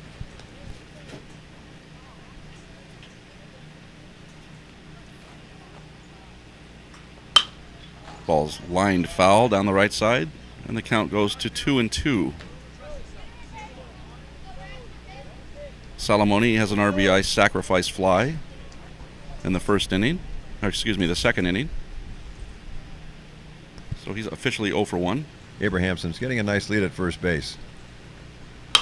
Ball's lifted to the shortstop, who makes the play, and that is the first out of the inning, a pop-up to the shortstop. And that's going to bring to the plate Connor Morey.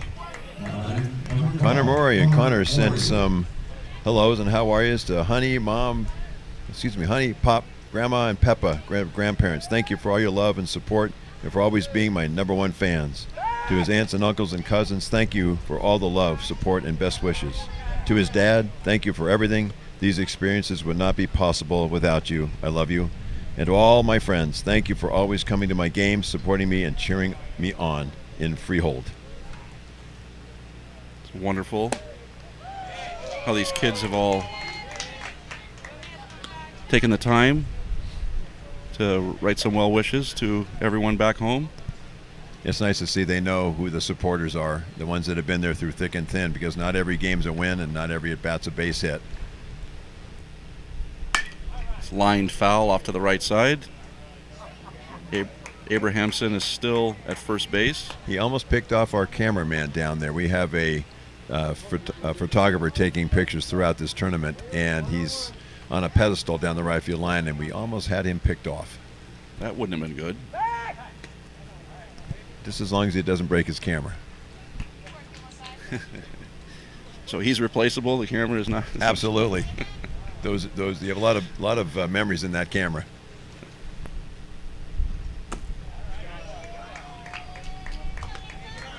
So now the count is 2-1. Connor Morey.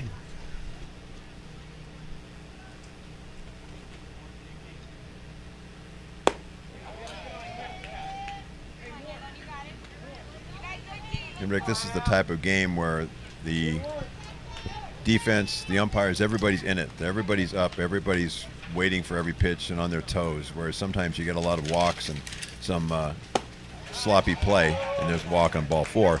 You get a lot of walks and sloppy play that the infielders and outfielders tend to get back on their heels. The umpires get a little bit complacent sometimes, and the games can get out of hand. This game has been a very well played game, very crisp, very, very nice to watch, and I'm appreciating it very much. All right. Number 5, J.J. Donahue.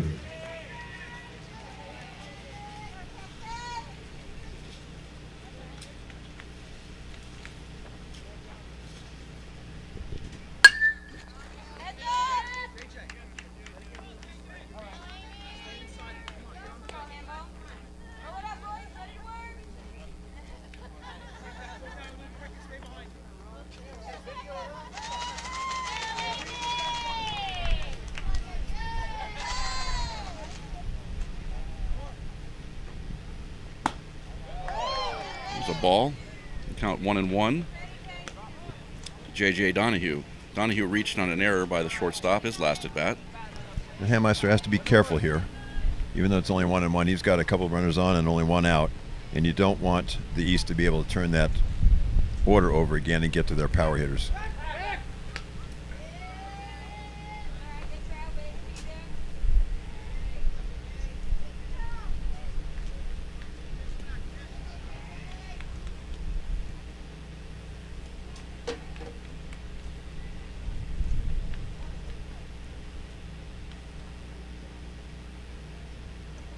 Swing and a miss. And you can see how deliberate Handmeister is on every pitch. He understands Every single pitch that he throws now is very important. The Southwest first baseman is playing behind first base, as he should, with a runners on first and second. The infielders, second and short, are getting close to second base, trying to pull off a double play.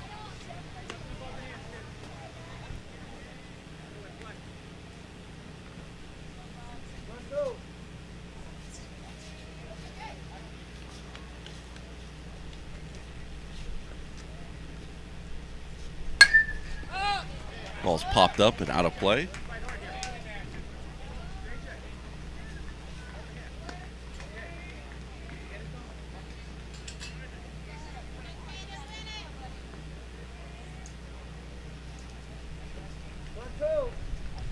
Outfield straightaway, but fairly deep. Probably deeper than I would set them at this point of game.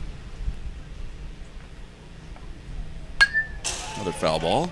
We got a good battle here between J.J. Donahue and Caden Hemister. That's either pitch number 6 or 7 at this at bat. And the count remains 2-2. Donahue.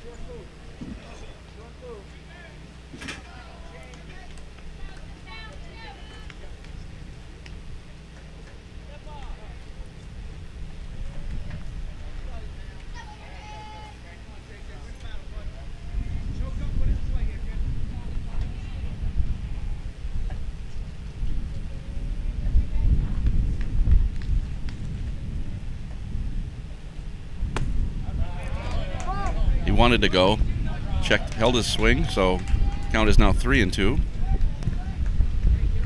It'll be interesting to see whether or not the East becomes very aggressive here, which they could, and send both runners on this 3-2 pitch with just one out. Nope. That's ball 4, so the bases are now loaded. That's consecutive walks for Hayden. And now we're going to have a trip to the mound by manager Cox.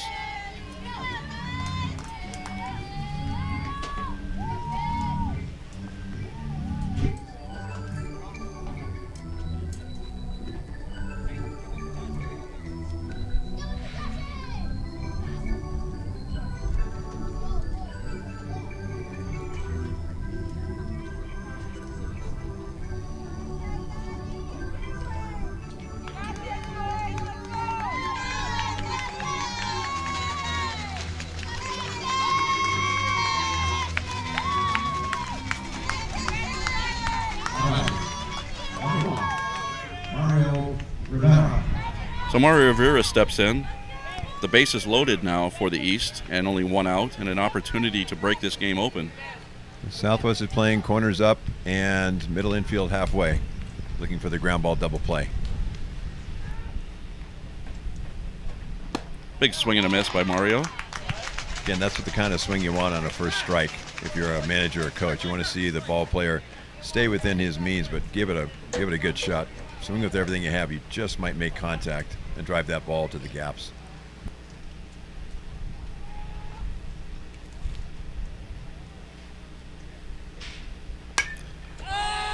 Ball's popped up.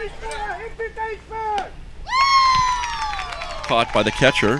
What a huge out that was. And you may have heard or seen the home plate umpire yell infield fly rule. What he yelled was infield fly rule if fair.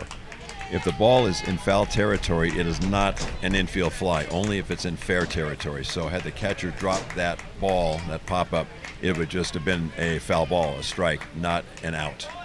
So Zach Gorman comes to the plate. A couple more hellos from Zach to Uncle Floyd and Tantagale. And Uncle, thank you for always supporting me at my baseball games. And Uncle Kenny, thanks for watching me play at the regional tournament. All from Zach Gorman. Zach has an opportunity now to break this game open. There's a ground ball to short. Jacob Charles throws on the run. Got him. Great play. Great play by Jacob Charles to end the inning. Boy, Rick, I'm a firm believer when you got a big situation to maybe take a look at a pitch. He swung at the first pitch, he hit a nice ground ball, but not a hard ground ball, and that was a heck of a play by the shortstop. Jacob Charles, and I just got him by about a half a step at first base. So we're going into the bottom of the 6th inning with the East leading 2-0.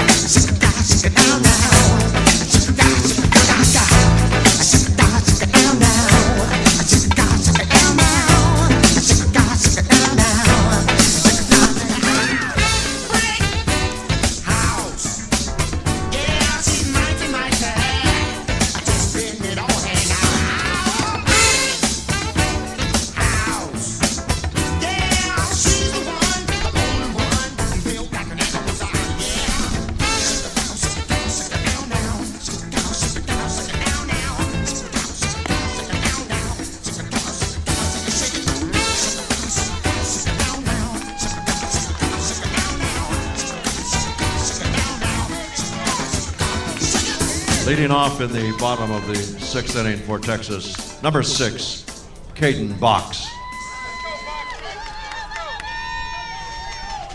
So we're back in California, and we've gone into the bottom of the 6th inning with the East leading the Southwest 2-0, and leading off for Texas is the top of the order, Caden Box.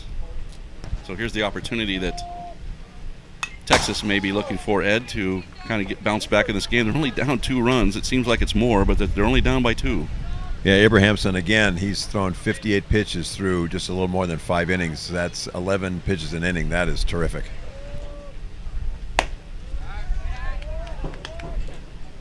This is the Southwest big opportunity. Top of the order, 6th inning. Need to get a couple base runners on with less than 2 outs and see what they can do. Yeah, they need to put Abrahamson in a high stress situation is what they need to do, and see how he reacts to it, as well as the rest of the East team. Yeah, I don't have the box score in front of me, but he's not pitched from the stretch all that much. I think Texas only has 4 hits. That was a nice save by Caden Box. He barely fouled that one off. He gets to see another pitch here.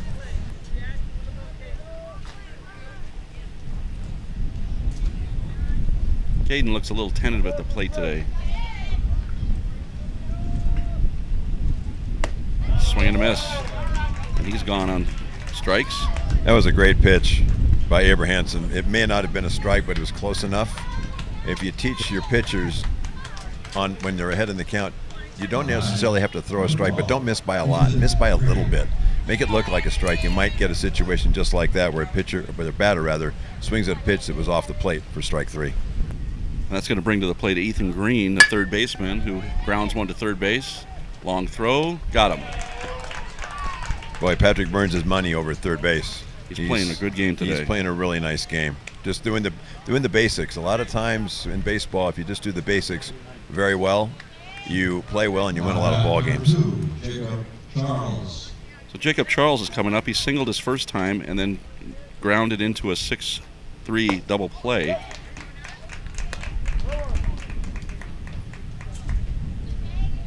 So Abrahamson, up to this point, has really shut down this potent San Angelo offense.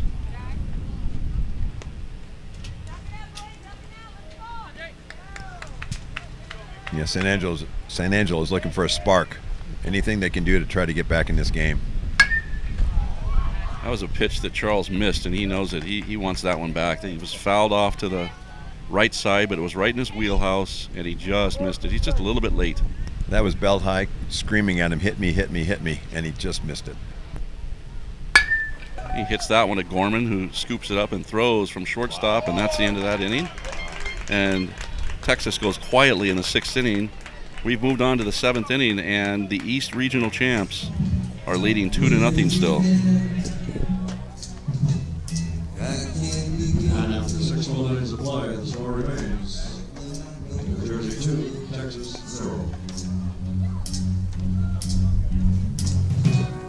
Wasn't the spring,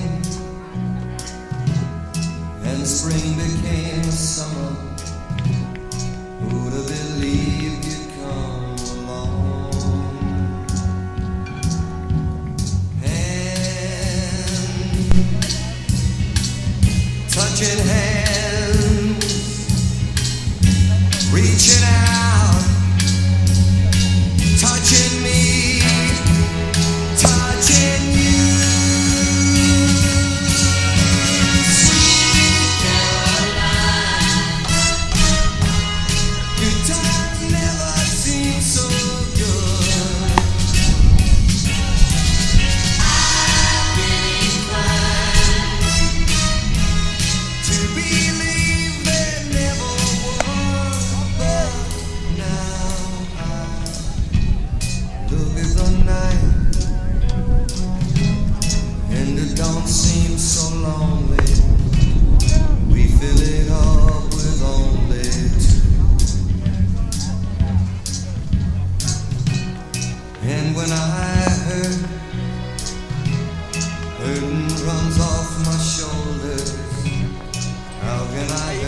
Abrahamson at 65, solid, right? Leading off the 7th inning for New Jersey, number 6, Patrick Burns.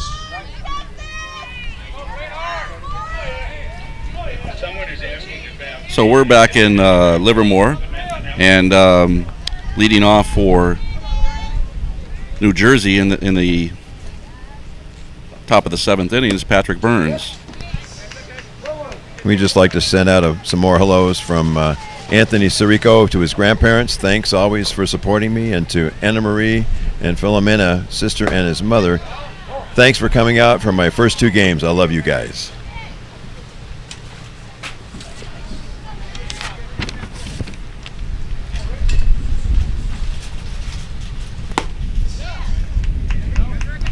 And from Michael Mancusi, Mema and Pop-Up. Grandparents, love you, miss you, and wish you were here. My aunt and uncles and cousins, thank you for all of your love, good vibes, and best wishes. And GBG Socks, thanks for giving my mom the time off so she could be with me. And the Keegans, thanks for taking the trip to support our team. Connor Quinn, to Nanny, his grandmom, thanks for all your support. I love you. And the Vanderakers, cousins, aunt and uncle, thanks for all your support, for always cheering me on. I love you guys. And to Kenzie and Peyton, his sisters, I believe, thanks for tolerating all of my baseball games. Love you guys. I know how it is when you're an older sister having to go to a younger brother's baseball game. So thank you guys. Seriously, he's on a 12-foot ladder in the middle of the game. Nothing, Dave. Right center. And Jonathan Olick sends his best to Jill Scarpa, his aunt. Thank you for all your love and support. I love you. To Monica Olick, his aunt, thank you for always being there. I love you. And to Diane and Rob Espinoza, Joey Scarpa, aunt and uncle, and aunt and 2 uncles, thank you for supporting Big Cat.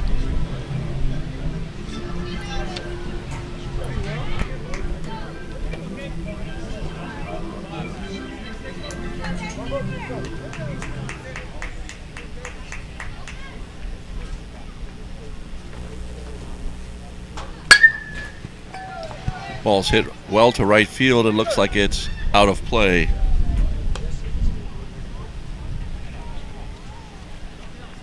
And one more for Anthony Sirico. To Mom and my sister, thanks for coming to my first 2 games. Love you.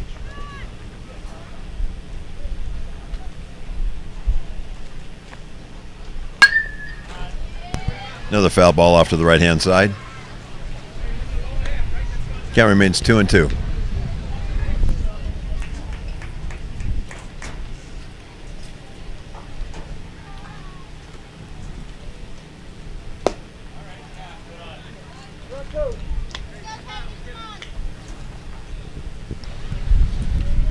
Nice eye by Patrick Burns on that pitch, running the count full. It's a ground ball to second base, scooped up by Caden Box and throws to first for the out.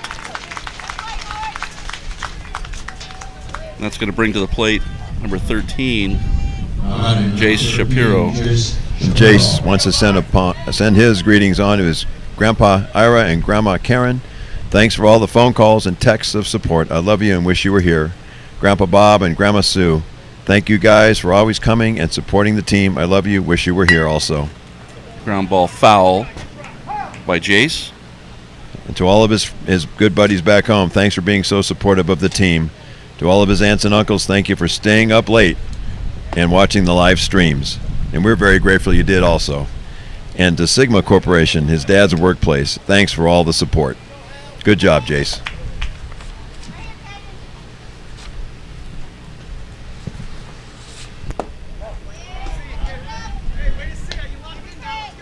So that pitch evens the count at 1-1. I want to thank all the kids on the East today for providing all that information to say hello to everybody, all their loved ones and friends back home. We enjoy relaying those warm wishes. And we wish you were all here too. It's not an easy thing to come that far, either the East Coast, Midwest, even sometimes the West Coast, to come to a tournament like this. It's potentially a financial challenge for some families, as it is for a lot of us. So we're glad for the parents and supporters who are here, and we're really glad for all those back home. And we're happy to be able to bring these images and this commentary to you to try to make it feel like you're here while you're not.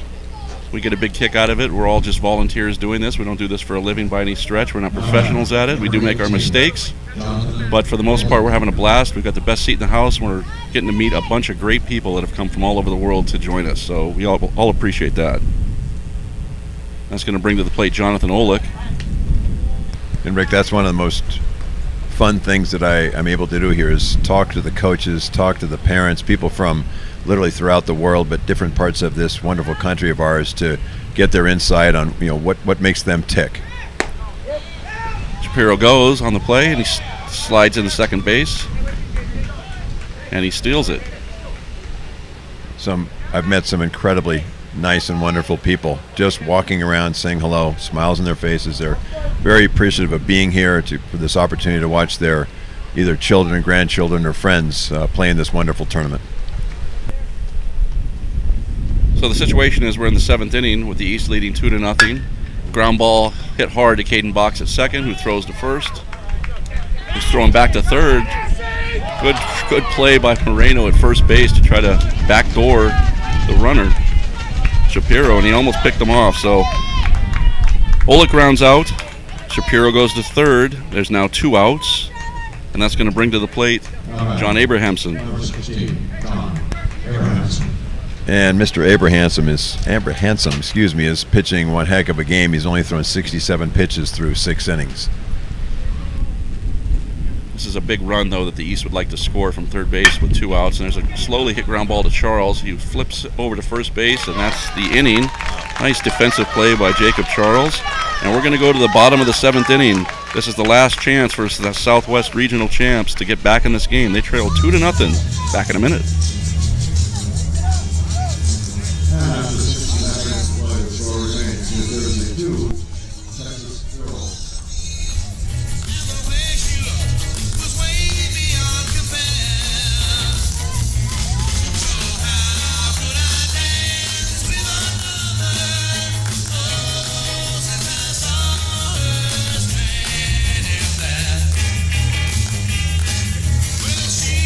Look at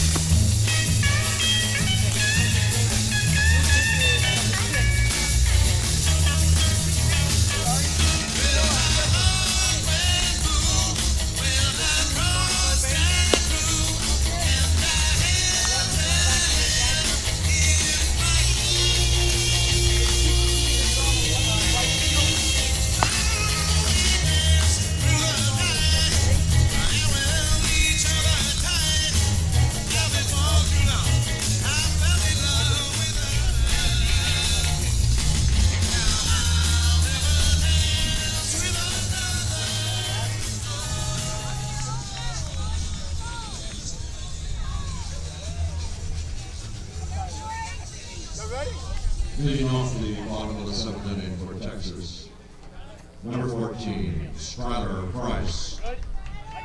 We're back in Livermore for the bottom of the 7th inning. We have a new pitcher for New Jersey, and it's Patrick Burns is going to take over for Abrahamson.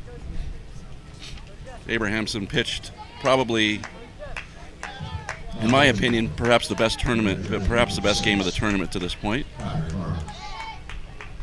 Rick, it's not very often that a pitcher will throw only 67 pitches in 6 innings at this level of baseball. This is a terrific performance by Abrahamson.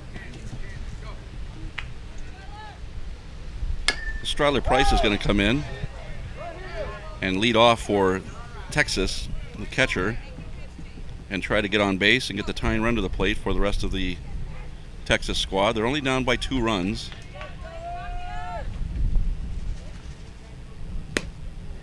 So he swung at the first pitch.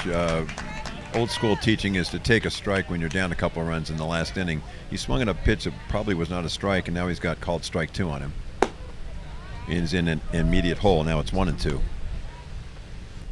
He needs to get on base. His basically that first run that they score means nothing. He's got to get on base any way he can. Swung on and missed. Strike 3. And that's going to bring to the plate the center fielder, number 9, Ty Casey. Casey is singled and grounded out to shortstop in this game. So he's 1 for 2. And the Southwest Regional champs from San Angelo, Texas are down to their final 2 outs. It's a ground ball to second base on the first pitch. Routine play. And that is out number 2. Again, the Southwest being a little over-aggressive in my mind in the last inning here, swinging at the first pitch on by the first 2 batters. Now they're down to their last out. They need a base runner and a big fly, or 3 or 4 base runners to get right back in this game. It's going to be a heck of a challenge for them to do that. That's going to bring to the plate number 7, Dominic Garcia.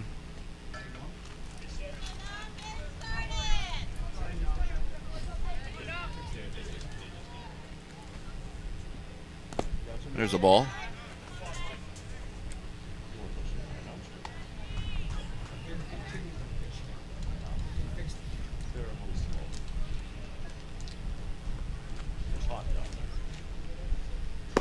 There's a strike, and the count is 1-1.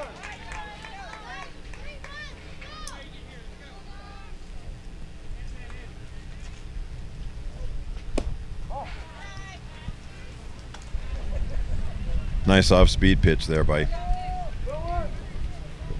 Patrick Burns. Just missed the inside corner. Fly ball out of play to the right side. Well, it's been fun again, Ed, doing this with you. This has been, we were blessed with probably the best ball game of the tournament here. Absolutely, and the previous one we did probably the most interesting game of the tournament. Right, let's put it mildly. Swing and a miss, strike 3, that's it. Boy, the East came through. What a pitching performance by John Abrahamson, and followed up as the closing role by Patrick Burns. Yeah, they were able to shut down this potent, and I mean potent, Texas offense. And they advance to play the loser of tonight's final game, which will either be the host team or the West champions. Final score today is 2-0. Freehold Township. We hope everybody's enjoyed it and everybody had a good time today. Stick around for our next game, which is going to be a classic international matchup between Seoul, Korea, and Puerto Rico. And then we'll be back at 6 o'clock tonight as well to do the host versus Hawaii matchup. Have a great day, everybody, and we'll talk to you soon. Thanks. New Jersey. Your next game will be Thursday, August the 3rd at 6 p.m. Your opponent will be the loser of the game between Hawaii and Danville, which follows tonight.